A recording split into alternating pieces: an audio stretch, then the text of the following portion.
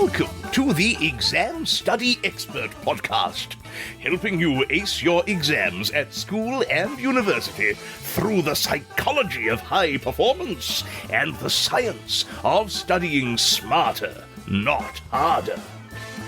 It's my pleasure to introduce your host, the Cambridge-trained memory psychologist and exam success coach, William Wadsworth.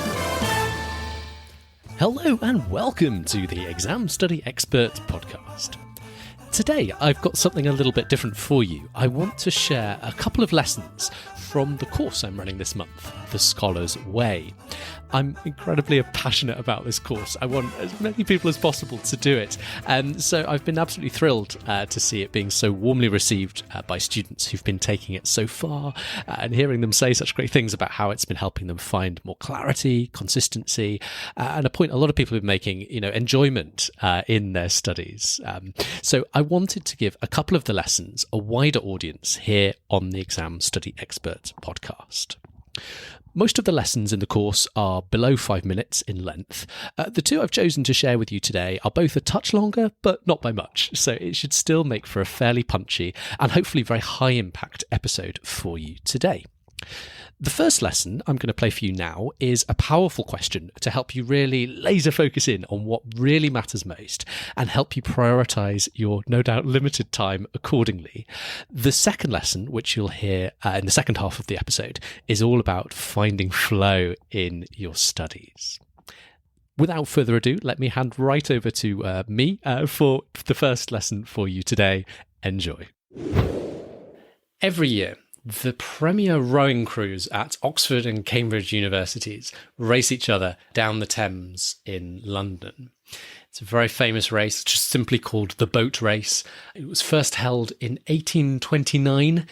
Mark Durand, who was one of my own lecturers when I studied at Cambridge, once did an ethnography project. He's an ethnographer by trade. That means he studies people by living at close quarters with them and just sort of studying them and observing them kind of from within a particular community. He once did a project with the Cambridge boat race crew for a season as they trained for the boat race one year. And the book he wrote about his experience is called The Last Amateurs. I should warn that the language in it is not child-friendly. I wanted to read a passage which is family-friendly, is safe for all viewers, because this passage just gives such a good flavour of boat race mentality and sets me up very nicely for today's mindset lesson that I want to share with you. International rowing is about trying to get the best possible result. So is the boat race. But there is a difference. At the Olympic Games, it is possible to win gold, silver, and bronze. For some people, these honours may be out of reach. Making the final or even getting to the Games is an incredible achievement. The boat race is completely different. The glory is in winning. There are no silver medals. There is no second place. You win or you lose. Defeat is taken extremely hard, not just as an individual or as a whole crew. The disappointment is felt by everyone involved, and even past crews of the boat race. In some strange way, that is what makes the boat race so special. One of the key insights from Mark Durand's projects with the boat race crew is on the decision-making process when it comes to making difficult calls about, for example, who does or doesn't make the final rowing crew, where they sit in the boat, training programs, all that kind of thing. It's an incredibly rigorous training process. One of the most, professionalized amateur training processes in the world. They're amateurs. They're not professional sports people, but they behave as if they were professionals and take it extremely seriously. Many of them are past, world champions and Olympic medalists themselves that have come to Oxford or Cambridge, particularly with the hope of being part of the boat race, the historic boat race. So Mark's real insight is kind of all these complicated decisions about how to best prepare and who should be in the boat, all that. All that is boiled down to one overriding question. What will make the boat go faster? What will make the boat go faster? Whatever it is, that's what we'll do. And I submit to you that this clarity, this beautiful, elegant simplicity is worth learning from and thinking about how you can apply in your own life. In the case of a company or a business, the boat go faster for that business, that company, might be, well, how can we maximize our profits? Or if you're a charity, it might be, how many acres of rainforest can we save? Or whatever your aim as a charitable organization is. For us scholars, the question will generally be something along the lines of, what will score me the most extra marks in the exam or in your assignment? I think it's worth noting a couple of things about this question. It's free from judgment. So what will score me the most extra marks in the exam? It's not saying, how can we, in the case of the boat race question, it's not saying, how can we row the race in under 17 minutes? It's not saying, how can we get an A? It's also free from competition. It's not saying, how can we beat Oxford? It's not saying, how can we come ahead of our classmates? No judgment, no competition. Instead, it's simply focused on that one variable that you can control, the one variable that really matters at the end of the day, which is, for the boat race crew, how fast the boat goes. Or for scholars, how many marks we score.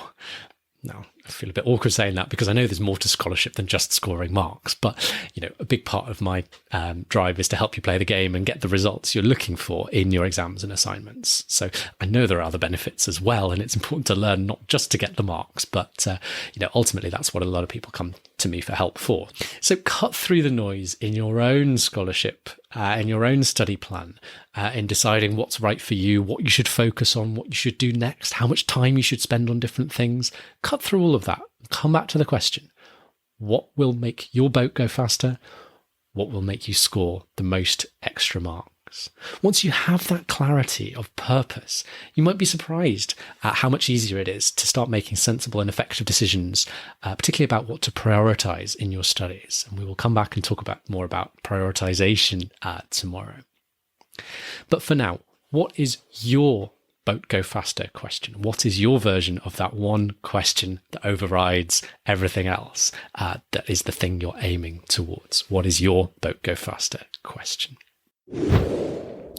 Well, I hope you enjoyed that, and please do take some time now or later to really think about the answer to that question. What will make the boat go faster for you? What is your version of that question?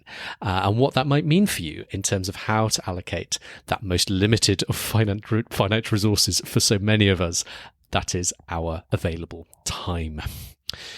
Next up, I want to talk to you about the magic of flow state. What is it, why it matters, and how we can cultivate it. Enjoy. Hello and welcome back to The Scholar's Way and to day 6. If you've made it this far, congratulations, we're nearly at the end of the first week. And I should particularly say at this junction, we're starting to move past the kind of heavy hitting, let's get you moving with your studies territory. We're now going to kind of move past that, and everything else for the rest of the 30-day process is going to be exploring other aspects of your scholarly mindset, with the objective of helping you find as much fun and flow in your studies as possible. On the subject of flow, that is our topic for today. So, Mihai Csikszentmihalyi, I hope I'm pronouncing that right, is a psychologist who spent his life studying what makes humans truly happy. And he reached quite an interesting conclusion. The result of his lifetime of pondering was the very famous flow theory, based on the idea that happiness, like actual life satisfaction, is really just made up of how you're feeling moment to moment. And, one of the ways we can feel good moment to moment is pleasure, sensory pleasure, like, eating a delicious meal or, experiencing some really beautiful music. But he argued that was, you can't kind of live life just purely going after moments of sheer hedonistic pleasure. We also need to kind of focus on like satisfaction. So like how you are deriving satisfaction from, your job, if you have one, and for everybody listening to this, your studies, your scholarly pursuits. And he felt that people were at their most satisfied when they were in a state that he described as being in flow state. It's a sort of a genuinely satisfying state of consciousness during which people experience deep enjoyment. You may be feeling very creative, you're very productive. You get into that state, Mihai writes, when your challenges and skill level match. So the task isn't so easy for you that you're kind of bored or tuned out, but it's also not so incredibly challenging that you can't make progress and you're frustrated. It's when something is challenging enough to immerse you completely, engage you completely, but not so difficult that you're kind of getting anxious and frustrated about it. You become so immersed that you forget your worries and time just flies by. I don't know if you've ever had that experience of sitting down to work on something and then, it's like an hour's gone and you're like, oh my gosh, where did that time go? You're just so most immersed in the task. You were in flow. When does this happen in your life? For me, flow often comes when I get to write something. So write an article for the blog or write a chapter for a book. Often also happens when I write PowerPoint slides for workshops and presentations. And, you see many examples of my PowerPoint slides elsewhere in the Study Smarter network, not for this course. This course is just you and me having a conversation. But I write a lot of slides and I'm often in flow states when I'm designing them. In both cases, when I stop to think about it, there are things that I actively do to nurture my ability to get into flow state. In both of those examples I just gave, so writing and making slides. In particular, I break up the process. So I don't ever, if I'm writing, I don't ever just open up a blank Word document and stare at an empty page. Rather, I plan out the structure first. I decide on perhaps the subheadings or the areas I want to talk about. I'll maybe outline a few bullets. And then I go back and fill it in and write the prose, write up the sentences and paragraphs. I can get into flow both in doing the outlining and in doing the writing up. But I don't think I would get into flow anywhere near as often if I was trying to do it all at the same time and do both the structuring and the writing up as I went along. Just be too much. I'd be constantly flitting between my thoughts about the big picture and my thoughts about the sentence or paragraph I was writing. It'd be too much. I'd be making far slower, far heavier going practice as a result. I wouldn't get into flow state.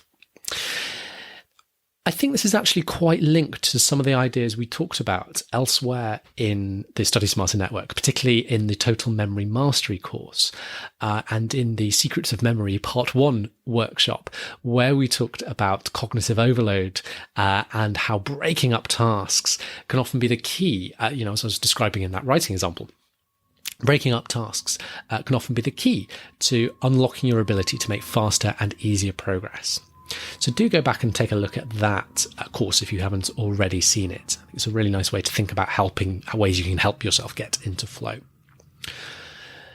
Now, I think it's important to say you're not always going to be in flow. That's not our goal, to expect to get into flow, all day, every single day. Realistically, it's not going to happen. But if we can create the conditions to make it that much easier to get into flow state, as I was describing with breaking up the tasks, that's obviously a really good thing. You may also want to think about, well, what are the tasks that for you are most likely to help you get into that state? And you may even use that information to help you make life decisions. So you may choose to take more courses or do more of a certain career path if the tasks involved in those courses or careers are tasks where you get into flow. If you do that, you will be in flow more often and you will have more satisfying and enjoyable days. And life is just a combination of days added together, so you'll have a more satisfying and enjoyable life. So, my question for you today is quite simply, what are the tasks that are most likely to get you in flow state? What are you working on when you get into that state of flow? Wishing you every success, as always, in your studies and in finding flow. Well, I hope you enjoyed those 2 little lessons from The Scholar's Way. Before we go today, if you would enjoy waking up to a little lesson like this each morning for the next 30 days, then I'd warmly invite you to enroll on the full course. I've been running this as a live program for the past 2 or 3 weeks, releasing a lesson each day. But now you can sign up to the whole program on a self-paced basis, working through the lessons at your own speed. So anytime now or in the future, you can go to examstudyexpert.com/TSW to enroll in the full program on a self-paced basis and enjoy all 30 lessons at your own pace. There are 30 lessons just like these in total. So if you did one per day, it would take you the next 30 days to get through the whole program, just sort of 5 minutes each morning. Or if you wanted to take weekends off, you might take you close to the next 40 days. Either way, all lessons are available through your choice of either video lessons. So if you want me there on your phone screen talking to you, watch the videos. And I've also made it available via a private podcast feed. So you can pop on the mini podcast each morning while you're getting ready for the day or on your commute, and a nice convenient way to work through the course in audio format. The power of these 30 little reflections, 30 little nudges like the two I've shared with you today, all stacked on top of each other, adds up to really quite a significant shift in your life, I think. And that's the power of the Scholar's Way in helping you find focus, flow, and maybe even a little more fun in your studies, helping you zoom in on getting the things that matter done, making peace with what you can't get to, finding ways to rise to tougher challenges and feel comfortable and in control of the whole process. I'm really, really passionate about what the course can do for you, which is why I wanted to share at least a little of it on the full podcast as I've done today. But if you'd like to go deeper and experience the full program, head, as I say, to examstudyexpert.com/TSW. This kind of mindset work really is the foundation on which everything else rests. So please do take the time to experience the full Scholar's Way program for yourself. Again, that's at examstudyexpert.com/TSW, as in the Scholar's Way, TSW. All that remains is for me to thank you so much, as always, for listening today and wishing you every success in your studies. Just before you go, did you know you can hire William as your very own coach and mentor to show you the stress-free way to ace your exams by studying smarter, not harder? Find out how at examstudyexpert.com/coaching.